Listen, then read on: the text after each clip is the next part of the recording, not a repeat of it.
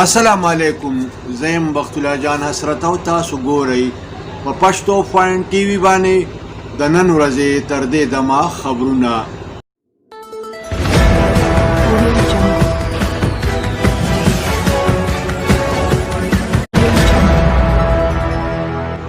د ټولو اول سر خبرونه.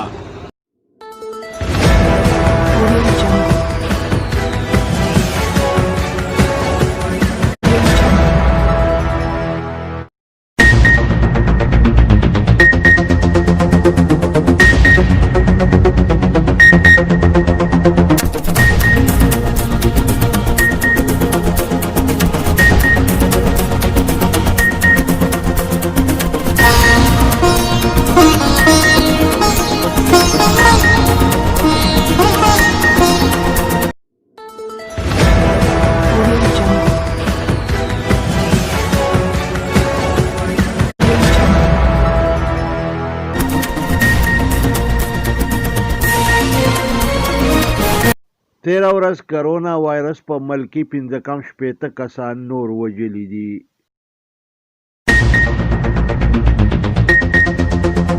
د کرونا وایرس د لاسه په ملک کې د مړو شمیره د 10,000 نه سیوا شوه. د سرکاري اعدادو شمار مطابق کرونا وایرس د ټولو نه زیات مړي په پنجاب کې کړي دي.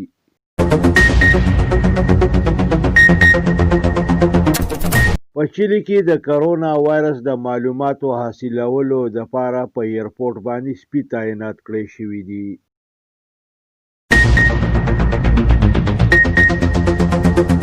وزیر اعظم عمران خان د بھارتی میډیا د پراپیګنډې خلاف د مؤثر جواب ورکولو هدایات جاری کړي دي.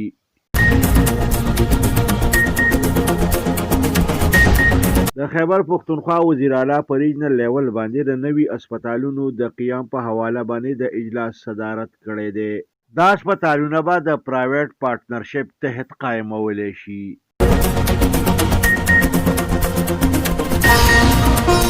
وفاقي وزیر داخله شیخ رشید ویلي دي چې حکومت د میا محمد نواز شریف د پاسپورت د منسوخ کولو فیصله کړې ده.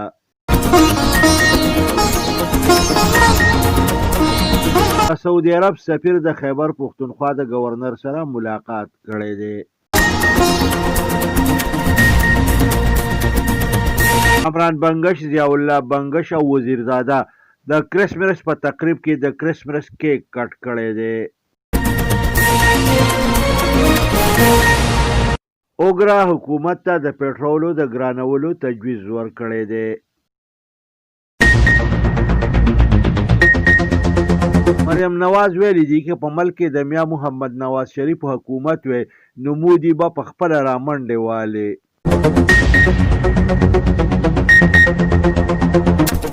احتساب عدالت د مسلم لیگ نون د مشر د خواجه اسف د یوې ورځې د راهدارۍ د ریمانډ منظوري ورکړې ده.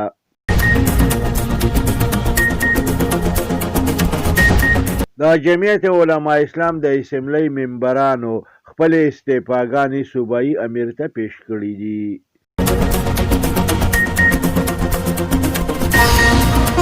پیپلز پارټۍ خپلو ممبرانو ته د 21 جنورۍ پورې د استعفاګانو جمع کولو هدایات جاری کړي دي. بلخوا پیپلز پارټۍ د سینټ په انتخاباتو کې د حصې اخیستلو اعلان هم کړی دی.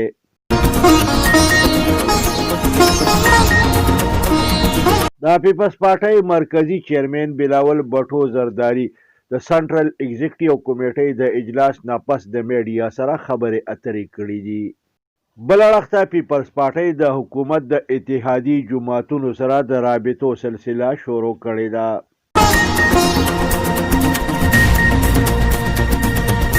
پاکستان شاهینانو په کیوي باندې اولنی ټیسټ په 1.10 رنزونو باندې وبیله.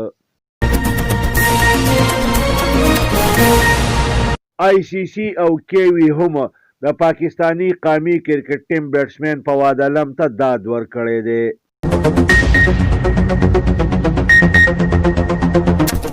د ملک د نورو حصو په شان دی په خیبر پښتونخوا کې اوس هم یخني په زور کې ده.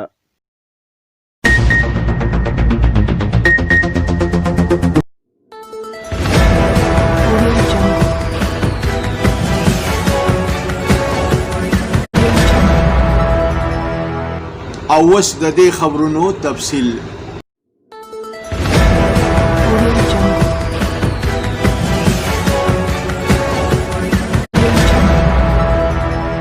کرونا وایرس 13 ورځ په ملک کې 15 نور کسان وژلي دي.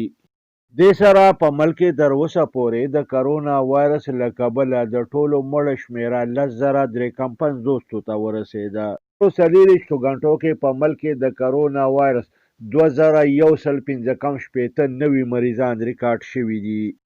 په ملک کې تر اوسه پورې د کرونا وایرس د ټولو مریضانو شمېره 4,72,240 شوه.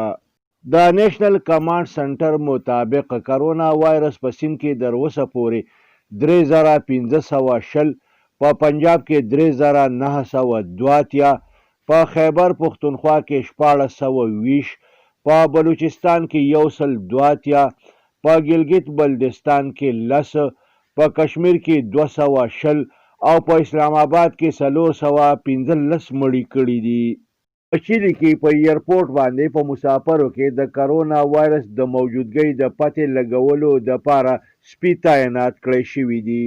سپو په ذریعه به دا پته لګولی کیږي چې په مسافرو کې کرونا وایرس موجوده ده یا نه.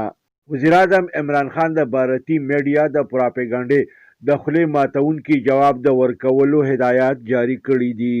په دې لړ کې د وزارت اطلاعات او سکیورټي ډیویژن ته خصوصي هدایات ورکړي دي. په دې لړ کې د ویلي دي چې د پاکستان خلاف د بھارتي میډیا د پراپیګنډې خلاف دی په عوامو کې د بهتر شعور د اجاګر کولو په سلسله کې اقدامات وکړی شي. د خیبر پختونخوا وزیر اعلی محمود خان په ریجنل لیول باندې د نوو اسپتالونو له جوړولو دپاره د اعلی سطحې اجلاس صدارت کړی دی. اجلاس کې په ملکنډ، هزاره، جنوبي ریجن، پیښور کې د نوو غټو اسپتالونو د جوړولو فیصله شوې ده. دا اسپتالونه به د پرایویټ پارټنرشپ تحت جوړولی شي. وزیر اعلی د دې اسپتالونو د جوړولو دپاره د ځمکې د نشاندهۍ هدایات جاری کړه. وزیر اعلی په دې موقع باندې وویل چې د دې اسپتالونو دپاره به ځمکه صوبایي حکومت ورکوي. په دې لړ کې اجلاس ته وویلی شو چې په مانسهره کې د 580 کنالو سرکاري ځمکې نشاندهي شوې ده. وزیر اعلی په دې لړ کې په 2 هفتو کې دننه حتمي تجویزونه غوښتلي دي. وفاقي وزیر داخله شیخ رشید ویلي دي چې حکومت د میا محمد نواز شریف د پاسپورت د منسوخ کولو فیصله کړې ده. دا خبره په اسلام آباد کې د پی ډي اے په هډ کوارټر کې د میډیا سره د خبرو اترو په دوران کې کړې ده. د خیبر پختونخوا د گورنر شاپرمان سره د سعودي عرب سفیر ملاقات کړی دی. په دې ملاقات کې په اهمو امورو باندې خبرې اترې شوې دي. د اطلاعاتو دپاره د وزیر اعلی معاون خصوصي کامران بنگش، وزیرزاده او ضیاء الله بنگش د کرسمس په تقریب کې د کرسمس کیک کټ کړی دی. په دې موقع کامران بنگش ویلي دي چې د پاکستان ټولو اوسیدونکو ته مذهبي ازادي او حقوق اصیل دي. اوګرا حکومت ته د روان کال د اولني تاریخ نه د پټرولو د لیټر په قیمت کې 4 پیسې کم د 3 روپو د اضافه تجویز ورکړی دی. د مسلم لیگ نون مرکزی سینئر نائب صدر مریم نواز د مسلم لیگ نون آزاد کشمیر د یومي تاسیس تقریب ته وینا کړې ده. دی په دې موقع ویلي دي چې په ملک کې د میا محمد نواز شریف حکومت وی نو مودي به په خپله باندې پاکستان ته په منډه راته. دې زیاته کړه چې په ملک کې د کمزوري حکومت په وجه باندې د بھارت غونډه کې بزدله دشمن په پاکستان باندې ګزارونه کوي. دی ویلي دي چې میا محمد نواز شریف ته د مودي یار ویونکو په خپله باندې کشمیر د بھارت په جولۍ کې ورواچو. د مسلم لیگ نون د مرکزی مشر خواجه اسف د گرفتارۍ نه پس احتساب عدالت د 1 ورځې د راهدارۍ د ریمانډ منظوري ورکړې ده او بیا یې د په لاهور کې متعلقه عدالت ته د پیش کولو حکم ورکړی دی. د جمعیت علما اسلام د خیبر پختونخوا ممبرانو خپل استعفاګانې صوبایي امیر ته پیش کړي دي. بل اړخ ته پاکستان پیپلز پارټۍ خپلو ممبرانو ته د 21 جنورۍ پورې د استعفاګانو جمع کولو هدایات جاری کړي دي. د سره پاکستان پیپلز پارټۍ د سېنات په انتخاباتو کې د حصې اخیستلو اعلان کړی دی. پاکستان پیپلز پارټۍ د حکومتي اتحادي جماعتونو MK او M اوقاف لیگ سره د رابطو سلسله شروع کړې ده. د پاکستان پیپلز پارټۍ مرکزی چیرمن بلاول بټو زرداری د پارټۍ د سنټرل ایگزیکټیو کمیټې د اجلاس نه وروسته میډیا ته بریفینګ ورکړی دی.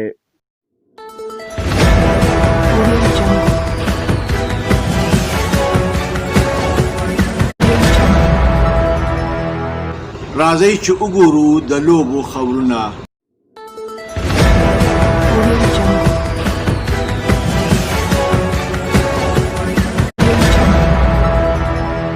پاکستان شاهینانو په کیوي باندې اولنې ټیسټ میچ په 1-0 رنزونو باندې بیللی دی. په دې ټیسټ میچ کې نیوزیلند پاکستان ته د ګټې دپاره د 383 رنزونو هدف ورکړی و. پاکستان د خپلې 5مې ورځې د لوبې آغاز په 3 ویکټو باندې د 1 رنزونو وکړ، خو اظهر علي د 240 رنزونو جوړولو نه پس آوټ شو.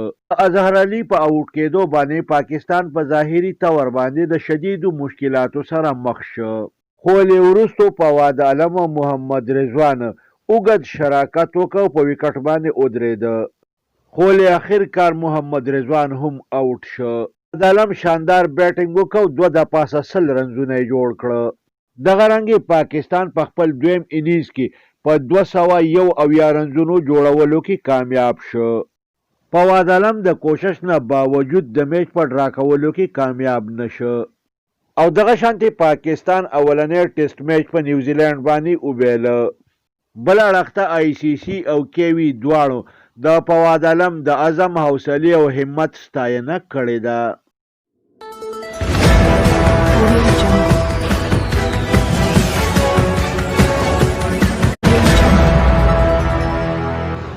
او اوس ګورو د موسم حال.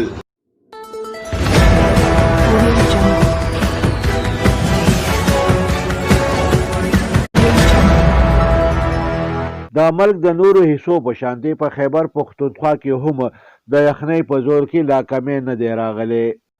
یخني لا هغسې په زور کې ده، د شپې سخته چنۍ پرېوځي. یوې خواته یخې هواګانې چلیږي، خو بلې خواته موسم خشک دی. په انور کې هم زور نشته او خلک د یخنۍ نه هر وخت رپیږي. خلک سحر ناوخته خپلو کاروبارونو ته وځي او ماښام وختي کورونو ته واپس راځي.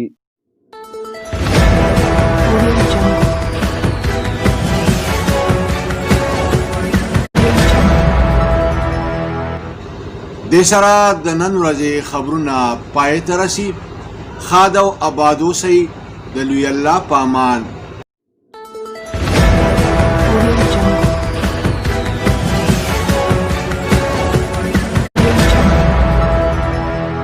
کتونکو پښتو فاین ټي وي سبسکرایب کړئ، دا ټلۍ په بټن ګوته کېدئ او دغه رنګې دا خبرونه کتنه د خپل ژوند معمول وګرځوئ.